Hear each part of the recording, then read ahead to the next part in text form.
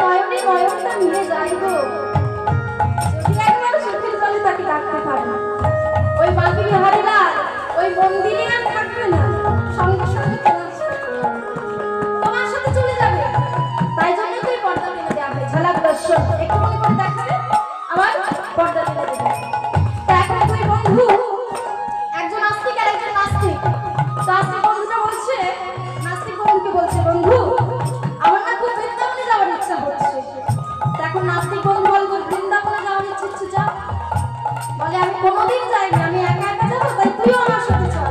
বলে আমি তো ভগবানের নাম করছি, আমি কি করবো? বলে তুমি কিচ্ছু করতে হবে না, তুই শুধু আমার চল। এই বলে তাকে সঙ্গে করে এনেছে।